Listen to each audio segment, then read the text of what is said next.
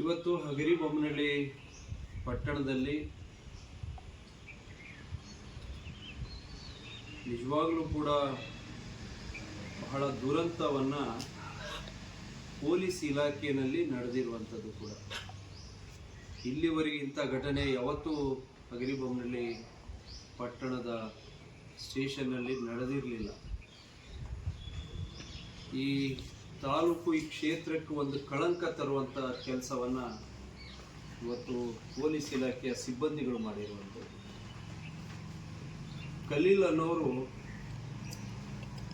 ಅವರು ಸಣ್ಣ ಪುಟ್ಟ ಜಗಳ ಅವ್ರ ಮಡದಿಯೊಂದಿಗೆ ಮನೆ ವಿಚಾರಕ್ಕೆ ಒಂದು ಸಣ್ಣ ಪುಟ್ಟ ಜಗಳ ಆಯಿತು. ಆ ಸಂದರ್ಭದಲ್ಲಿ 112 ಅದಕ್ಕೆ ಕಾಲ್ ಮಾಡ್ತಾರೆ. ಕಾಲ್ ಮಾಡಿ ಹಿಂದೆ ಜಗಳ ಆಗ್ತಾ ಇದೆ ಅಂತ ಹೇಳಿ ಅದು ಹೇಳ್ತಾರೆ, ಕರ್ಕೊಂಡು ಹೋಗ್ತಾರೆ. ಅಲ್ಲೇ ಬುದ್ಧಿವಾದ ಹೇಳಿ ಮನೆಗೆ ವಾಪಸ್ ಕಳಿಸ್ಬೋದಾಗಿತ್ತು. ಅಲ್ಲಿಂದ ಕರ್ಕೊಂಡು ಬಂದು ರಾತ್ರಿ ಸುಮಾರು 12 ಗಂಟೆ ಸುಮಾರು ಅಲ್ಲಿ ಒಳಗೆ ಲಾಕಪ್ನಲ್ಲಿ ಹಾಕಿ ಕೆಬ್ಬಣದ ಪೈಪಿಂದ ಅಲ್ಲಿ ಅವರ ತೆರೆಗೆ ಪೆಟ್ಟನ್ನು ಬೀಳುತ್ತೆ, ಹೊಡಿತಾರೆ, ಅವ್ರನ್ನ ಹಿಂಸೆ ಮಾಡ್ತಾರೆ. ಆ ಸಂದರ್ಭದೊಳಗೆ ಅವರ ಮಡದಿಯವರು ಕೂಡ ಪೊಲೀಸ್ ಸ್ಟೇಷನ್ಗೆ ಹೋಗ್ತಾರೆ. ಗಂಡನ ಕರ್ಕೊಂಡು ಹೋಗಿದ್ದಾರೆ, ನಾವೇನೋ ಸಣ್ಣ ಪುಟ್ಟ ವಿಚಾರಕ್ಕೆ ನಾವೇನೋ ಜಗಳ ಹಾಕ್ಕೊಂಡಿದ್ವಿ, ಬುದ್ಧಿವಾದ ಹೇಳಿ ನೀವು ಕಳಿಸ್ಬಿಡಿ ಅಂತ ಹೇಳಿ ನಾನು ಹೇಳ್ಕೊಂಡಿದ್ದೆ ಅಂತ ಹೇಳಿ ಅವ್ರ ಮಡದಿಯವರು ಹೇಳ್ತಾರೆ. ಇವರು ಇಲ್ಲ, ಬಿಟ್ಬಿಡಿ ನನ್ನ ಗಂಡನ್ನ, ನಾವೇನೋ ಸಣ್ಣ ಪುಟ್ಟ ವಿಚಾರಕ್ಕೆ ಏನೋ ಜಗಳ ಹಾಕ್ಕೊಂಡಿದ್ವಿ, ನೀವು ಅಷ್ಟೇ ಗದರ್ಸಿ ಕಳಿಸಿ ಅಂತ ನಾನು ಹೇಳಿದ್ದೆ ಅಂತ ಹೇಳಿದ್ರು. ಇವರು ಅವ್ರನ್ನ ಹಿಗ್ಗಾಮುಗ್ಗ ಹೊಡೆದ್ಬಿಟ್ಟು ಎಲಿಗೆ ಪೆಟ್ಟಾಗಿ ಮೆದುಳಿಗೂ ಕೂಡ ಪೆಟ್ಟಾಗಿ ರಕ್ತ ಹೊರಗೆ ಬರುತ್ತೆ, ಮೂಗಿಂದ, ಬಾಯಿಯಿಂದ, ಕಿವಿಯಿಂದ.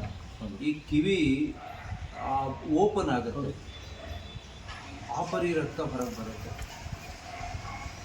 ನಂತರ ಏನು ಮಾಡ್ತಾರೆ, ಅವರು ಮಡದಿಯವರು ಇಲ್ಲ ನನ್ನ ಗಂಡನ ಕಳಿಸಿ ಅಂತ ಹೇಳ್ತಾರೆ. ಅವರು ಹೊಡಿತಾ ಇರೋದು ಅವ್ರಿಗೆ ಹೊರಗೆ ಕೇಳಿಸ್ತಾ ಇರುತ್ತೆ.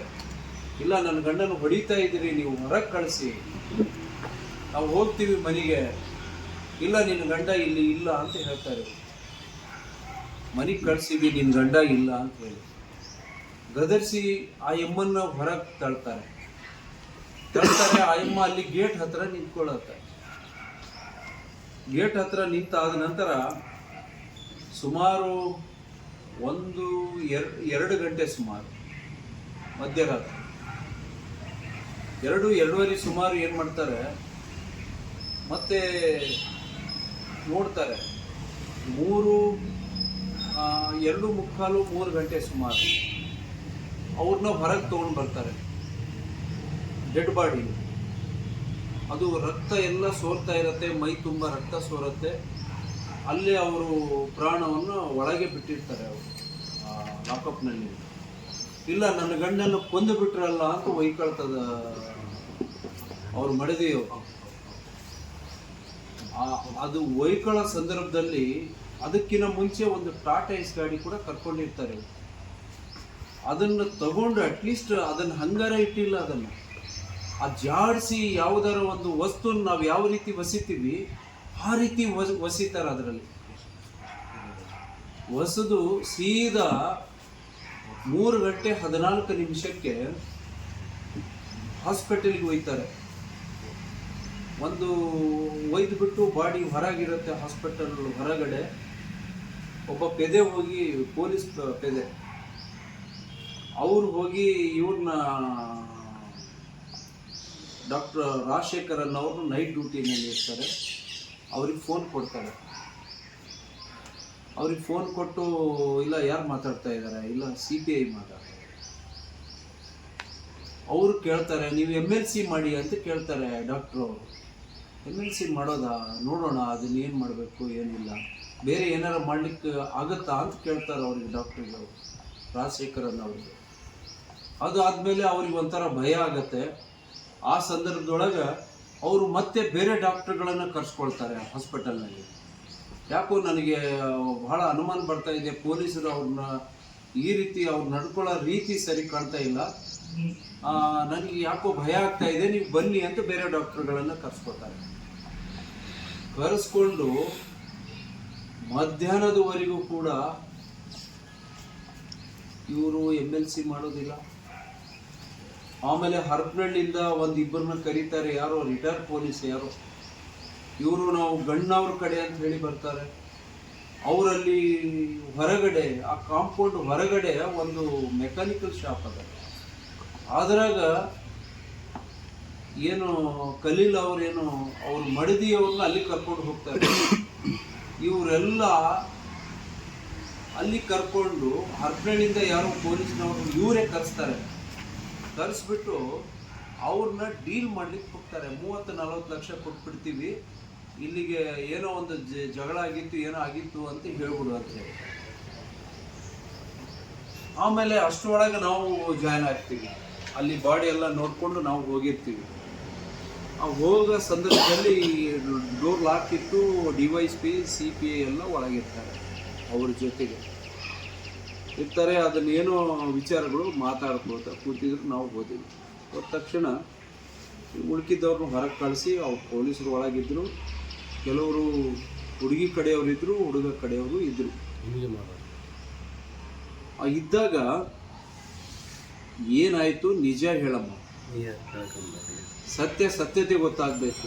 ಇದನ್ನು ಯಾರದೇ ಫೋರ್ಸಿಂದಾಗಲಿ, ಯಾರು ಕೇಳ್ತಾರ ಅನ್ನುವಂಥದ್ದಾಗಲಿ, ಆಮಿಷಕ್ಕೆ ಒಳಗಾಗಿ ಏನೋ ಒಂದು ಭಯದಿಂದಾಗಲಿ ಇನ್ನೊಂದಾಗಲಿ ಹೇಳೋದಾಗಲಿ ಹೇಳಬೇಡಿ. ನೀವು ನಿಜ ಹೇಳಿ. ನಿಮ್ಗೆ ಯಾರ್ದು ಭಯ ಕೂಡ ನೀವು ನಾವಿರ್ತೀವಿ, ನೀವು ಭಯ ಪಡ್ಲಿಕ್ಕೆ ಹೋಗಬೇಡಿ. ಇರೋದು ವಾಸ್ತವಾಂಶ ಹೇಳಿ, ನಡೆದಿದ್ದೇನು ಘಟನೆ ಅದು ನಿಜ ಹೇಳಿ ಅಂತ ನಾವು ಕೇಳಿದ್ವಿ. ಕೇಳಿದಾಗ ಅವರೆಲ್ಲ ವಿವರಿಸಿದ್ರು ವಿಷಯಗಳನ್ನು. ಅದನ್ನು ಕೂಡ ವಿಡಿಯೋ ಮಾಡಿದೆ ನೋಡಿ. ಆ ವಿಡಿಯೋ ಎಲ್ಲ ಮೀಡಿಯಾ ಸ್ನೇಹಿತರಿಗೆ ಮುಟ್ಟಿರ್ಬೇಕಂತ ಅಂದ್ಕೊಂಡಿದ್ದೀನಿ ನಾನು. ಆವಾಗ ಇಲ್ಲ, ನನ್ನ ಗಂಡನ್ನ ಪೊಲೀಸರು ಸ್ಟೇಷನ್ನಲ್ಲೇ ಹಾಕ್ಕೊಂಡು ಅಲ್ಲೇ ಹೊಡೆದು ರಕ್ತ ಎಲ್ಲ ಅವರು ಎತ್ಕೊಂಡು ಬಂದು ಅಲ್ಲೇ ಸತ್ತು ಹೋಗಿದ್ದಾರೆ. ಎತ್ಕೊಂಡು ಟಾಟಾ ಏಸ್ ಗಾಡಿನಲ್ಲಿ ಹಂಗೆ ಒಂಥರ ಚೀಲಕ್ಕೆ ಒಗ್ದಂಗೆ ಜೋರು ಒಗೆದ್ರು. ಅದ್ರ ಕೂಡ ಅಂತ ಅವ್ರ ಮಡದಿಯವ್ರು ಹೇಳಿದ್ರು. ಇವೆಲ್ಲ ಆದರೂ ಕೂಡ ಇವತ್ತು ಪೊಲೀಸ್ ಸ್ಟೇಷನ್ ಜವಾಬ್ದಾರಿ ಯಾರ್ದಿರುತ್ತೆ? ಸರ್ಕಲ್ ಇನ್ಸ್ಪೆಕ್ಟರ್ ಇರ್ತಾರೆ, DYSP ಜವಾಬ್ದಾರಿ ಇದೆ. ಇವ್ರು ಏನು ಮಾಡ್ತಾ ಇದ್ರು? PSI ಅವರು ಇಲ್ಲ, ಟ್ರಾನ್ಸ್ಫರ್ ಆಗಿದೆ.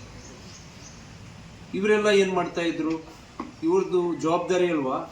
ಬರೀ ಇಬ್ಬರ ಹೆಸರಲ್ಲೇ ನೀವು ಕಂಪ್ಲೇಂಟ್ ಕೊಡಿ, ಬೇರೆ ಹೆಸರಲ್ಲೇ ಕೊಡಕ್ಕೆ ಹೋಗಬೇಡಿ ಅಂತ ಒತ್ತಡ ಹಾಕಿರುವಂಥದ್ದು. ಇಲ್ಲಂದ್ರೆ ಪಾಪ ಆ ಹೆಣ್ಮಗಳಿಗೆ ಭಯ ಹುಡ್ಸೋದು. ಇಲ್ಲ, ಇವ್ರದ್ದು ಏನೋ ಬೇರೆ ಅಫೇರ್ ಇದೆ ಅನ್ನೋ ಲೆಕ್ಕಕ್ಕೆ ಇವರು ಹುಡ್ಸ್ತಕ್ಕಂಥ ಕೆಲಸ ಕೂಡ ಹುಟ್ಟು ಹಾಕಿದ್ದಾರೆ ಇವರು. ಅಲ್ರಿ, ಮನೆಯಿಂದ ನೀವೇ ಕರ್ಕೊಂಡು ಬಂದು ಪೊಲೀಸ್ ಸ್ಟೇಷನ್ನಲ್ಲಿ ಅವ್ರನ್ನ ಎತ್ಕೊಂಡು ಬಂದು ಅವ್ರನ್ನ ಅಲ್ಲೇ ಕೊಂದು ಲಾಕಪ್ನಲ್ಲಿ ಹಾಕಿ ಮತ್ತೆ ಈ ವರ್ಡು ಮಡದಿಗೆ ಭಯ ಹುಡ್ಸೋ ಕೆಲಸವನ್ನು ಇವ್ರು ಮಾಡ್ತಕ್ಕಂಥ ಕೆಲಸ. ಅದಕ್ಕೆ ಇಬ್ಬರ ಹೆಸರಲ್ಲೇ FIR ಆಗಬೇಕು, ಈ ಬೇರೆ ಹೆಸರಲ್ಲೇ ಬೇಡ ಅನ್ನುವಂಥದ್ದನ್ನು ಕೂಡ ಅದನ್ನು ಒತ್ತಡ ಹಾಕಿ ಆ ಕೆಲಸವನ್ನು ಮಾಡಿದ್ದಾರೆ. ಅದನ್ನು ನಾವು ಹೇಳುವಂಥದ್ದು ಇಷ್ಟೇ, ನಾವು ಯಾರೇ ಇರಲಿ, ಈ ಪ್ರತಿಯೊಬ್ಬ ನಾಗರಿಕರಿಗೆ ರಕ್ಷಣೆ ಕೊಡುವಂಥ ಕರ್ತವ್ಯ ನಮ್ಮದಾಗಿರುವಂಥದ್ದು, ಅದು ಸರ್ಕಾರದ್ದು ಕೂಡ ಆಗಿರುವಂಥದ್ದು ಕೂಡ. ಇದನ್ನು ಕುಲಂಕುಷವಾಗಿ ತನಿಖೆಯನ್ನು ಮಾಡಿ, DYSP ಇರಲಿ, CPI ಇರಲಿ, ಇನ್ನೊಬ್ರು ಯಾರೇ ಇರಲಿ, ಯಾರೇ ತಪ್ಪು ಮಾಡಿದ್ರು ಕೂಡ ಅವ್ರ ಮೇಲೆ ಆ್ಯಕ್ಷನ್ ತಗೊಳ್ಳುವಂಥ ಕಾರ್ಯ ಆಗಬೇಕು. ಆ ಮೃತ ಕುಟುಂಬಕ್ಕೆ ಕೂಡ ಅದಕ್ಕೆ ಪರಿಹಾರ ಕೊಡುವಂಥದ್ದು ಕೂಡ ಆಗಬೇಕು. ಇದರ ಹಿಂದೆ ಸರ್, ಈಗ ಇಷ್ಟೆಲ್ಲ ಹೇಳ್ತಾ ಇದೆ,